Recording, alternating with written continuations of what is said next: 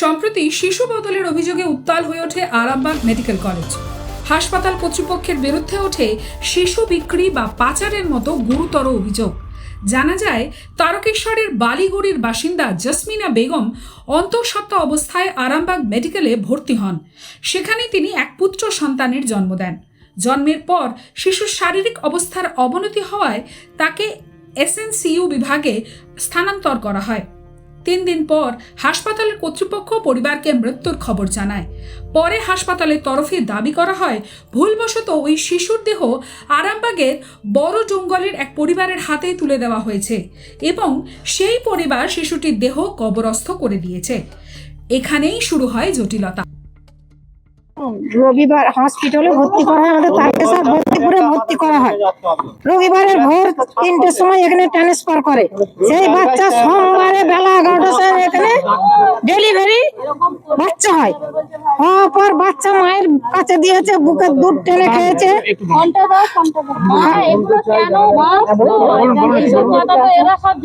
করার পর তারপরে এবার সোমবারে রাত্রিরে আমি গেছি, বাচ্চা দেখে এসেছি, ভালো বাচ্চা। মঙ্গলবার সারাদিন আমি 7টার সময় এখান থেকে বাড়ি গেছি, বাচ্চা দিদিমা এসেছে, দিদিমাকে রেখে গেছি। মঙ্গলবারে রাত্রিরে বাচ্চা দিদিমাও দেখে এসেছে। একবার দেখে এসে দুবার সই করে নিয়েছে, একবার দেখে দুবার সই করিয়ে নিয়েছে। নেওয়ার পর মঙ্গলবারে বুধবারে সকালবেলা বাচ্চা দেখতে গেছে, বলছে আমার বাচ্চা কিরকম আছে, বলছে যা আসবে বেলা 11টার সময়। 11টার সময় যখন জানা গেছে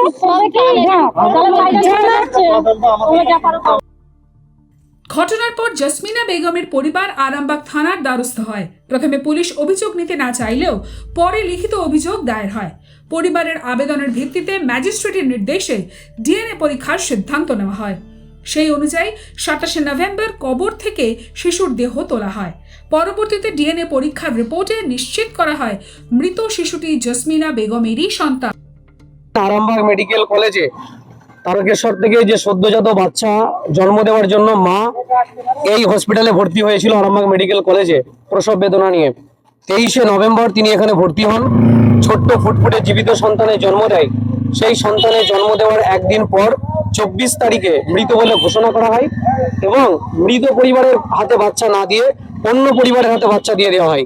সেই বাচ্চা নিয়ে 25 তারিখে আরামবাগের দঙ্গলের বসন্তবাটিতে বাচ্চাটিকে কবরস্থ করা হয়। 26 তারিখে আমাদের কাছে খবর এলে আমরা দলীয়ভাবে ইন্ডিয়ান সেকুলার ফ্রন্ট ISF এর পক্ষ থেকে পরিবারের পাশে দাঁড়াই এবং প্রথমত বাবা দাঁড়িয়ে রয়েছে, বাচ্চাটির বাবা মতি খাঁ, তার FIR নিতে অস্বীকার করে পুলিশ। আমরা সেটাকে FIR করাই, FIR কপি তুলি এবং আরামবাগ থানাকে আমরা বলি যে অবিলম্বে কোন বাচ্চাকে কবরস্থ করা হলো তার প্রমাণস্বরূপ আপনাকে কবর থেকে তুলে এর DNA রিপোর্ট করাতে হবে। ঘটনার দিন দায়িত্বে থাকা চিকিৎসক, নার্স এবং সংশ্লিষ্ট স্বাস্থ্যকর্মীদের বিরুদ্ধে কঠোর শাস্তির দাবি জানিয়েছেন সন্তানহারা মা।